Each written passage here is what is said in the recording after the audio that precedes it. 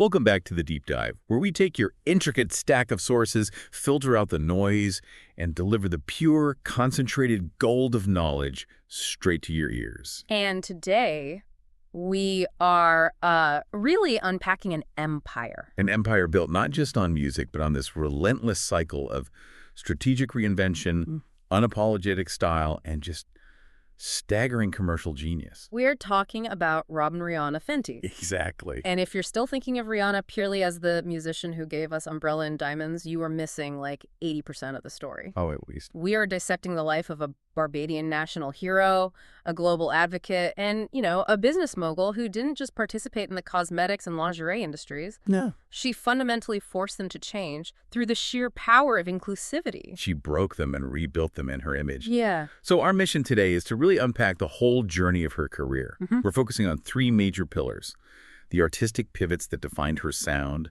the groundbreaking business ventures that made her the first female musician billionaire, Which is just incredible. and the sheer scale of her global influence and, her advocacy. The sources you provided, they draw this incredible detailed map. It starts from a 3-bedroom bungalow in Bridgetown and goes all the way up to her iconic Super Bowl return and, her new life as a mother. Right. What defines her whole trajectory isn't just success, it's control. We're looking at an artist who sold over 250 million records worldwide. Wow. She racked up 14 #1 singles on the Billboard Hot 100. I mean, that's statistical dominance. It is. But the analytical nugget we really have to keep coming back to is the sophisticated way she learned to segment her brand. That separation is so critical. We're going to analyze the constant tension and, the eventual synergy between the artistic persona Rihanna, Right. who is chaotic, always changing, often controversial. And the business entity, Fenty, which is disciplined, strategic, and focused on massive scale and disruption. Yes. That distinction, I think, is the secret to her longevity and her wealth. It's brand architecture at the absolute highest level. Okay. You rarely see an artist get to cultural icon status and then pivot to financial domination using the same family name. Okay, let's unpack this. Yeah.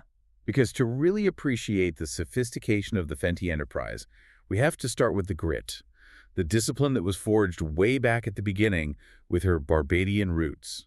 The foundation of Rihanna's identity is St. Michael, Barbados. That's where she was born, Robyn Rihanna Fenty, on February 20, 1988. And this isn't just, biographical filler. No. Understanding the environment she grew up in explains the resilience, the work ethic that basically defined her entire career. The sources paint a picture of a really challenging but also grounding upbringing. She was raised in a modest 3-bedroom bungalow in Bridgetown. Her mother, Monica, was an Afro-Guyanese accountant, and her father, Ronald, was a Barbadian warehouse supervisor. Right, and he had a really diverse heritage: African, Irish, English, and Scottish descent. And what the sources highlight is that she spent her early years actively helping her dad sell clothes at a street stall. So you get this sense of a working class start, defined by just, practical necessity. But this challenging environment also included some deep domestic difficulties. It did. Her childhood was significantly impacted by her father's struggles with alcoholism and crack cocaine addiction. She witnessed domestic abuse against her mother. It's a painful backdrop. It is, yet her perspective on it seems to be one of derived strength. She's famously described her mother, Monica, as one of the strongest women I know, if not the strongest. And it also seems like these early struggles had a real physical toll on her. Yeah, she suffered from these intense headaches. They were so severe they required multiple CT scans. Doctors initially suspected a tumor. They did. And the sources note this critical turning point. Her health improved a lot after her parents divorced when she was 14. So that separation seems like it was not just an emotional release, but a physical one too. And that's right around the time her artistic focus really started to emerge. She had always shown an interest in the arts, singing, dancing, poetry. And her musical taste was really diverse. She was soaking up the local sounds of reggae, artists like SZA and Damian Marley, while also absorbing the global influence of R&B icons like Whitney Houston and Mariah Carey. And here's that little nugget that speaks to the innate discipline we were talking about earlier. The Cadet Corps. Exactly. She was a cadet in Barbados Cadet Corps.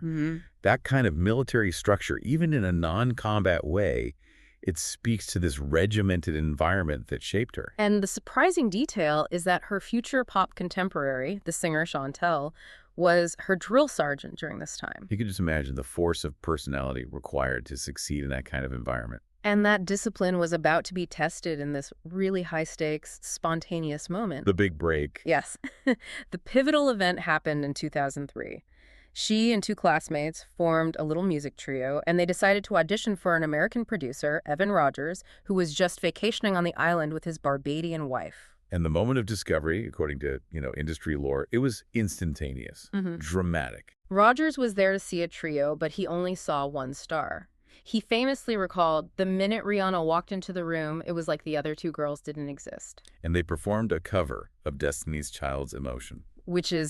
That anecdote is so crucial because it speaks to this undeniable, raw star quality that went beyond any preparation or formal training. It was just there. It was just there. So Rogers and his partner, Carl Sturken, they immediately signed her to their production company, Syndicated Rhythm Productions, in 2005. They brought her to Connecticut to record 4 demo tapes. And the demo that would serve as her rocket fuel included that dancehall-infused track, Ponder Replay. And the destination for that demo was the desk of Jay-Z, who had just been appointed the president and CEO of Def Jam Recordings. Right. Getting the demo to Jay-Z was one thing. Convincing him was something else entirely. He was actually hesitant about Ponder Replay at first. He was worried it might be, too big a song for a debut artist. He wanted to mold her. Exactly. But the deciding factor was the live, high-pressure audition. In Jay-Z's office, she performed not only the demos, but also Whitney Houston's For the Love of You. And the potential she showed was just so overwhelming that the urgency in that room was immediate. I mean, L.A. Reid, a titan in the industry, gave Jay-Z a direct ultimatum. Do not let her leave this building without a signed contract. Talk about a high-stakes moment. That could have gone either way. It really could have. She canceled her meetings with other major labels, finalized a 6-album contract with Def Jam, and shortly after turning 16. She left her home in Barbados, moved to the U.S., and was completing high school with a tutor. The transition from Bridgetown Street stall to a Def Jam priority happened in, a matter of months? It was incredibly fast. The pace of her early career was just blistering. It was. Jay-Z and his team spent just 3 months rushing to complete her debut album, Music of the Sun, which came out in August 2005. It was very Caribbean-inspired, led by the success of Palm de Replay, which peaked at number 2 on the Hot 100. Impressive. Very. And the label moved immediately to capitalize on that momentum. She started working on her second album, A Girl Like Me, just 1 month after her debut. And that follow-up, released in 2006, leaned into a blend of pop and reggae, and it delivered her first Billboard Hot 100 #1 single, SOS. So this album was quickly certified double platinum. The machine was running, very efficiently. But within certain prescribed boundaries? Right. And you could see those boundaries in the inevitable critical comparisons. The Beyoncé comparison. Constantly. Yeah. In this early phase, she was always being compared to Beyoncé, who was already a global superstar. And Rihanna acknowledged it. She said she admired Beyoncé and felt honored, but she made it clear they were different performers. This period really established her as a successful, commercially viable pop reggae artist. But you get the sense she was already bristling against that pop princess blueprint that Def Jam had laid out for her. Definitely. The artist within her was ready for a much more radical shift. That need for a radical shift leads us directly into the defining artistic pivot of her career, Good Girl Gone Bad in 2007. This wasn't just a new hairstyle or a different jacket.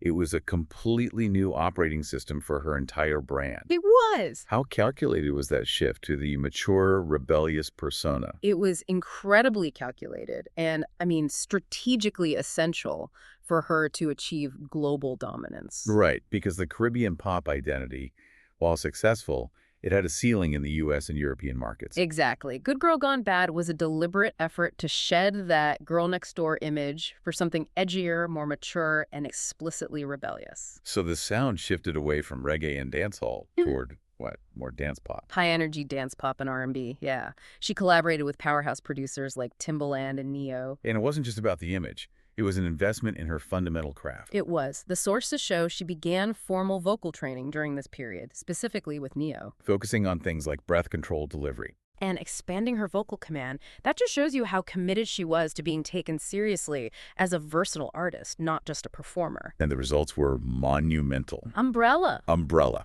featuring Jay-Z.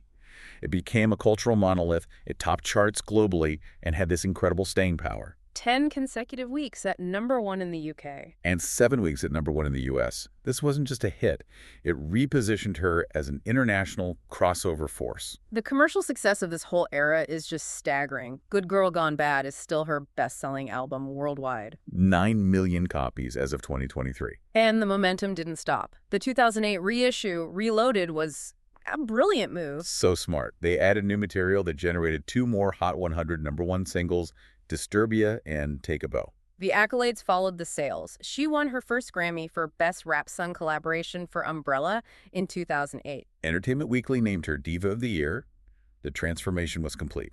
The Barbadian pop princess was gone, replaced by this aggressive, stylized, and critically recognized global titan. But the narrative of success was violently disrupted by a personal crisis. Yeah. And what followed became one of the most widely publicized incidents in modern celebrity history. Yes, the incident on February 8, 2009, she had to cancel her scheduled Grammy performance after being physically assaulted by her then-boyfriend, Chris Brown.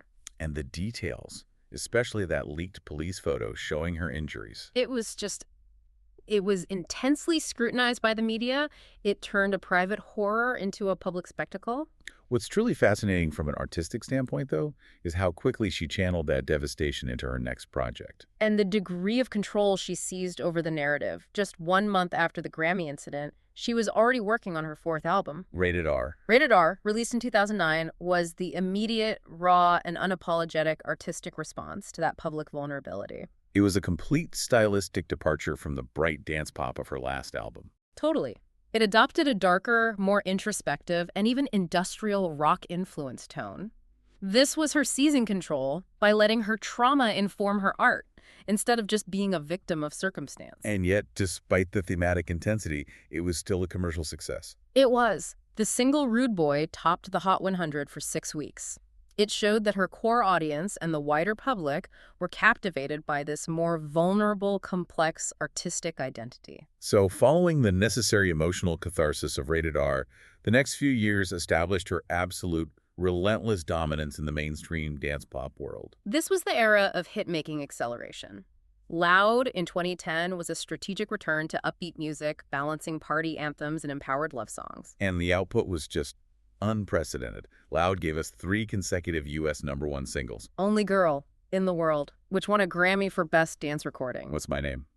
With Drake. And the remix of S&M with Britney Spears. That pace established her as a record-breaking phenomenon. She became the youngest and fastest solo artist in Billboard Hot 100 history to rack up 10 #1 singles. And this era also marked a critical shift in her management.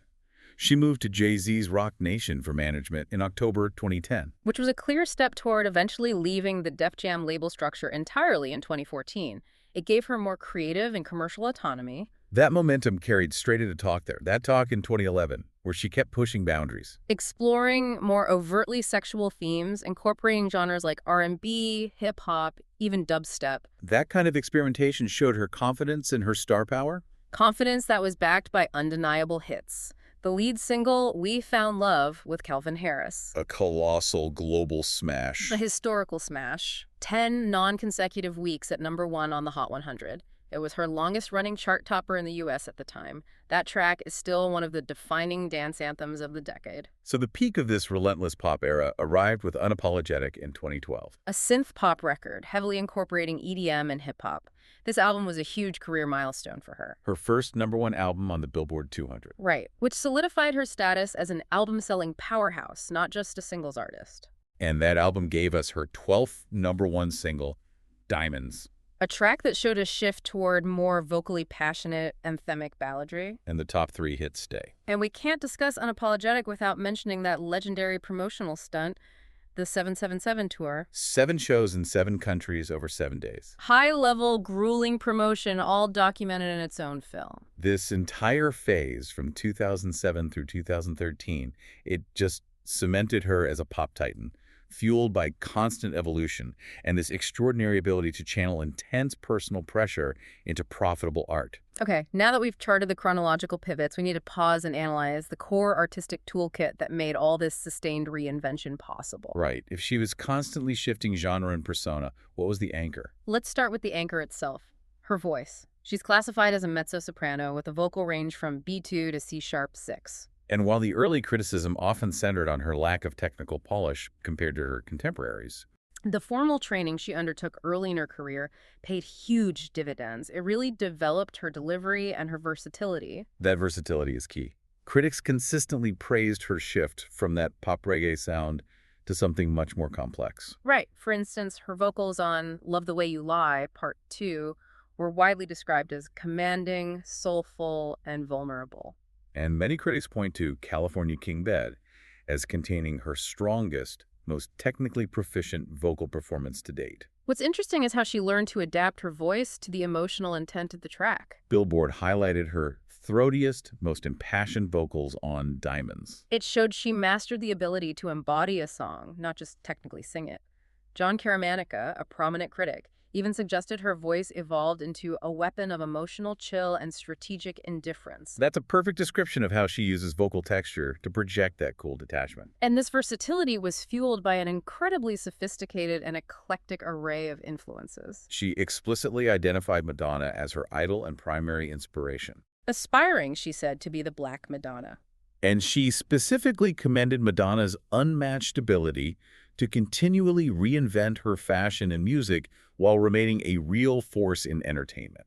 That really reveals the strategic blueprint behind her own constant changes. But the personal fire for music seems to have been lit by a different R&B legend, Mariah Carey. Mariah Carey. She named her as a major influence, recalling that she performed Carey's Hero in high school. And crucially, she credits Carey's iconic song Vision of Love from 1990 as the specific moment that inspired her to pursue a music career in the first place. You also have to mention her deep admiration for Whitney Houston, who she once said she would give her entire life to play in a biopic. And the foundational influence of the Caribbean is always there, even in her later work. She cited Bob Marley as one of her all-time favorite artists, crediting him with paving the way for Caribbean artists to achieve global status. The sources note she maintains a shrine dedicated to Marley and frequently performs his covers. So you have this blend of Caribbean roots, the vocal gymnastics of Mariah and Whitney, and the strategic reinvention of Madonna. And when you throw in the R&B influence, she named Brandy's 2004 album Aphrodisiac as a primary inspiration for the sound of Good Girl Gone Bad. You understand why her catalog sounds like a constantly shifting mosaic of genres. And that shifting mosaic required a powerful visual identity to hold it all together. Her music was inseparable from her groundbreaking videography. She worked extensively with the director Anthony Mandler on 17 videos, mastering what John Bream dubbed the pout and confident strut. Billboard recognized this mastery by ranking her 11th on the 100 greatest music video artists of all time in 2020. And they specifically pointed to her willingness to rarely shield her emotions in front of the camera. Her videos are often not simple performance pieces. They are controversial short films designed to engage with difficult issues. Take We Found Love, for instance, which depicted a turbulent, drug-fueled romance. That video drew specific condemnation from groups like the Rape Crisis Center, who argued it glamorized abusive relationships. Similarly, Man Down, which features her shooting a man in a train station after he assaults her, drew heavy fire from the Parents Television Council. They criticized the promotion of revenge and violence. But the defense of her artistic choices centers on her using the video medium to explore themes of abuse, female empowerment, and revenge themes she had personal experience with. The visuals were often ahead of the public discourse. They acted as a calculated mechanism to force conversation. And it was a successful strategy. By 2013, her visual impact was so profound that she became the first woman to surpass 2 billion cumulative views on YouTube. This controlled use of controversy in visual storytelling is tied directly back to the distinction she carefully maintained between her public and private self. She openly described her performance identity as distinct from her real self, calling it a part I play. The stage costumes, which critics often noted were highly experimental and sometimes compared to the bold theatricality of Janet Jackson, were all tools in this construction. This ability to separate the art from the artist, the vulnerable Robyn from the powerful Rihanna, would prove absolutely essential for her next pivot. The pivot into the world of multi-billion-dollar business. That brings us to the most impactful phase of her career, where the music slowed down and the business ventures just accelerated. Post-2013, after the Unapologetic tour, she made a deliberate choice. She said she sought a year to do whatever you want artistically, creatively. This period was all about consolidating her strategic business position,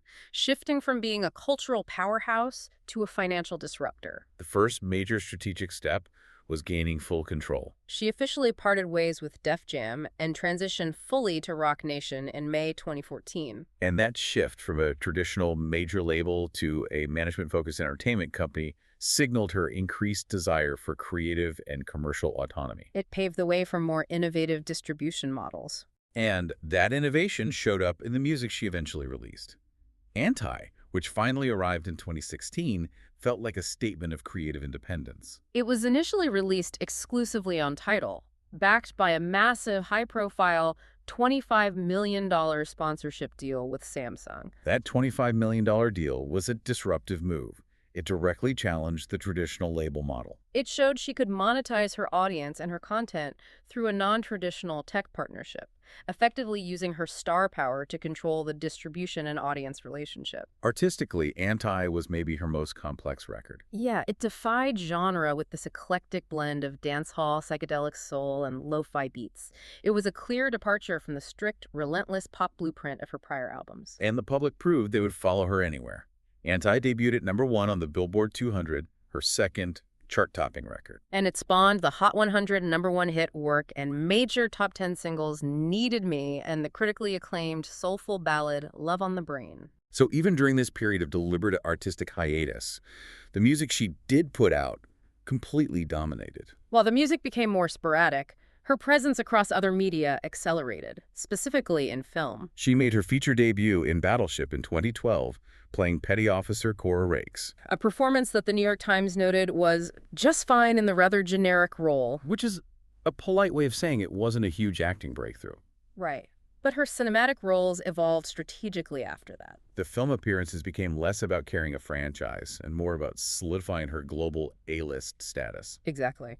She had a notable, very funny cameo in the comedy This Is the End in 2013, which earned her an MTV Movie Award for Best Cameo. But the truly strategic cinematic move was joining the ensemble cast of Ocean's 8 in 2018. That was an all-female blockbuster cast that placed her alongside Hollywood elite like Sandra Bullock and Cate Blanchett.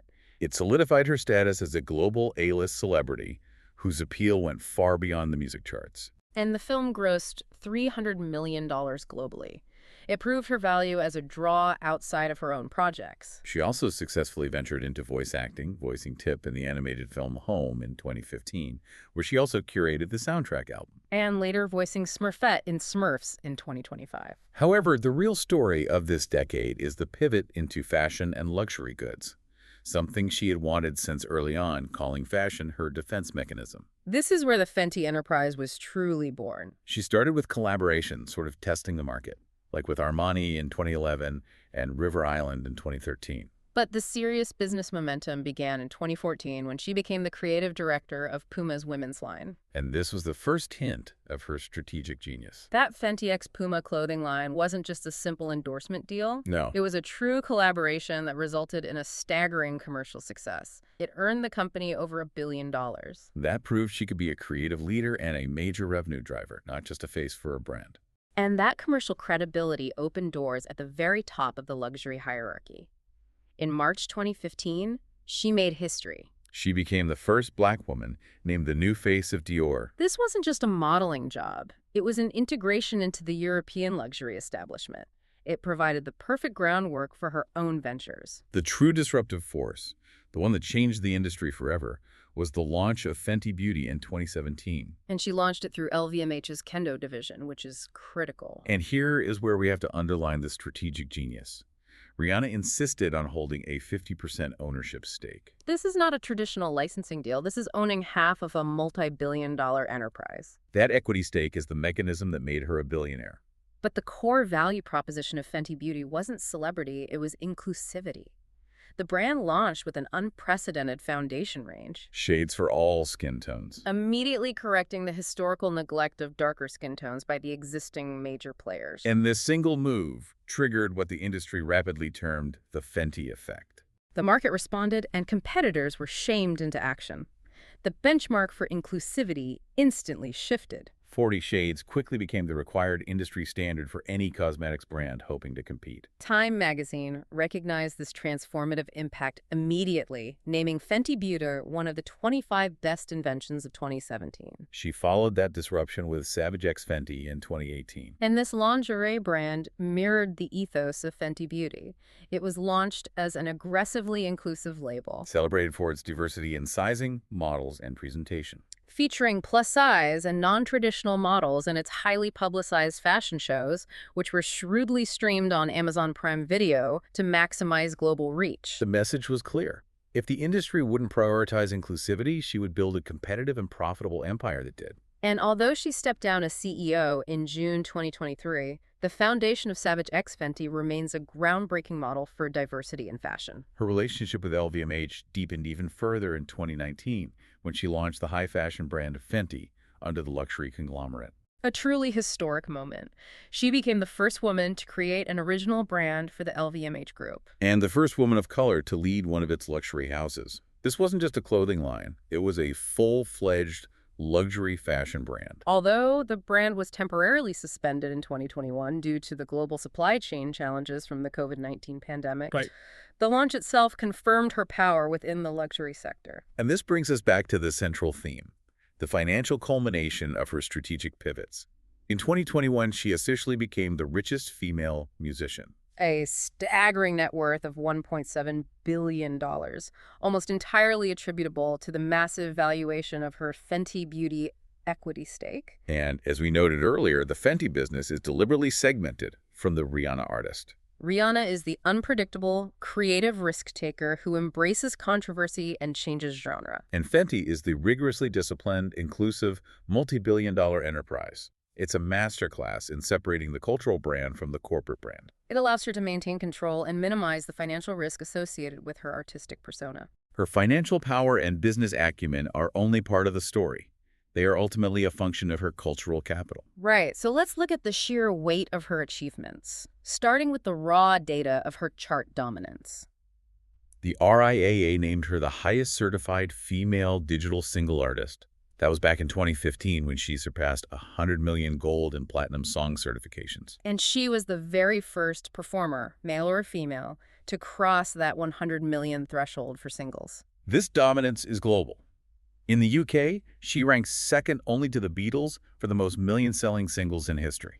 Which is just an incredible statistic. She stands as the third best-selling female artist of the 21st century in the UK, with 7 million albums sold. And she consistently topped industry lists. Billboard crowned her the greatest pop star of 2007 and 2012, and later named her the top Hot 100 artist of the entire 2010s decade. Her musical influence is pervasive. It spans genres, continents. The sources list a vast array of artists who cite her as an influence. Major names like Lorde, Sam Smith, Billie Eilish, Selena Gomez, Ed Sheeran. The fact that her impact resonates with artists across pop, indie, and singer-songwriter genres just speaks volumes about the universality of her sound and image. But perhaps the most profound honors have come from her home country, Barbados. She has always maintained this fiercely strong connection to the island.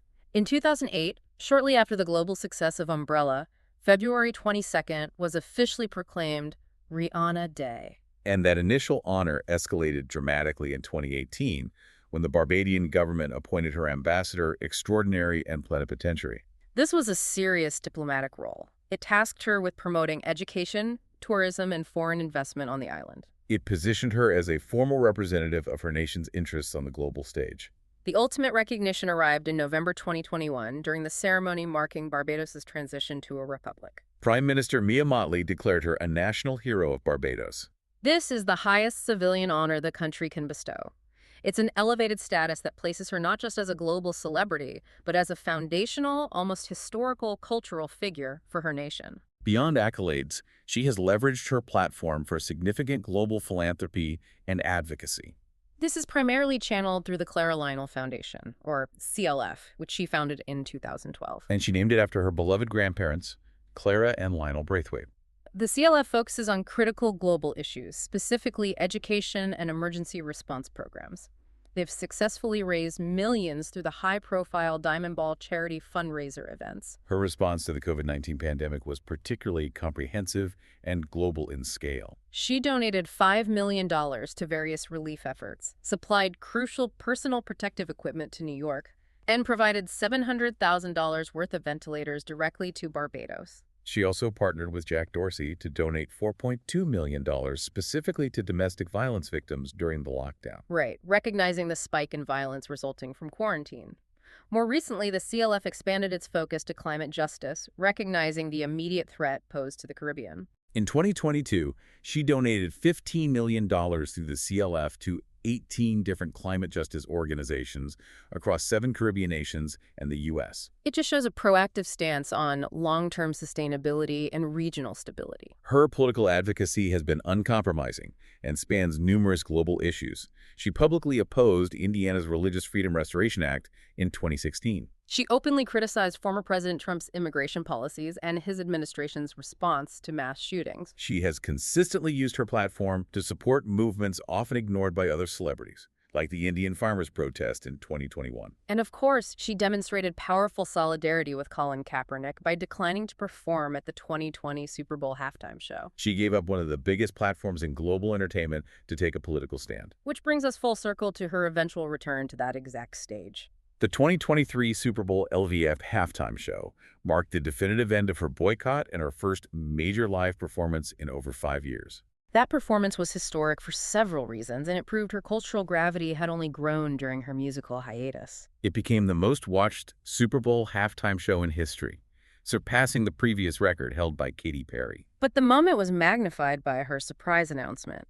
She became the first person to headline the Super Bowl while pregnant, famously revealing her pregnancy with her second child during the performance. She has since fully embraced motherhood, giving birth to 2 sons in 2022 and 2023, and later a daughter in 2025 with her partner A$AP Rocky. And even with the ongoing musical hiatus, her cultural dominance remains. Her recent song, Lift Me Up from the Black Panther, Wakanda Forever soundtrack, earned her Oscar and Golden Globe nominations. Her impact has just shifted from volume and frequency to these monumental, carefully selected moments. This entire deep dive reveals that Rihanna's career is less a straight line and more a series of courageous, calculated, and high-stakes pivots. She successfully transitioned geographically from Barbados to the U.S., artistically from Caribbean pop to aggressive dance pop to eclectic psychedelic soul.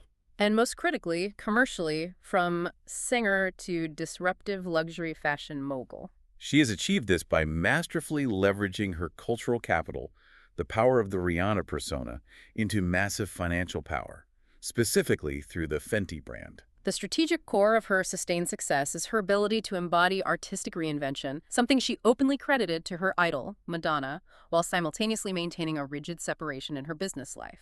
That separation is maybe the most important takeaway for anyone studying brand management. I think so. Rihanna, the artistic persona, remains fluid, controversial, and unpredictable, perfect for generating cultural heat. And Fenty, the business, is the rigorously disciplined, inclusive, and highly successful multi-billion-dollar enterprise built on equity and disruption. It's brand segmentation at the highest level.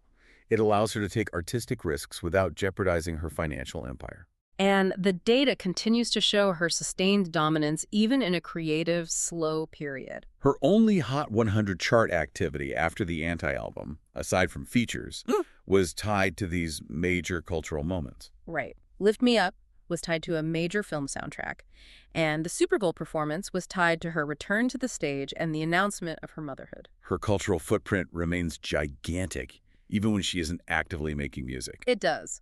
It leaves us with this final provocative thought looking forward. For an artist who has conquered music, disrupted retail, achieved national hero status, become a billionaire, and is now a mother of 3 what mountains are left to climb. She has achieved virtually every professional and civic honor possible. Does the future hold a shift into high-level politics, maybe leveraging her ambassadorial role? Or does she reinvent the Fenty empire entirely? That's the question we'll leave for you, the learner, to ponder as you reflect on the unapologetic empire of Robyn Rihanna Fenty.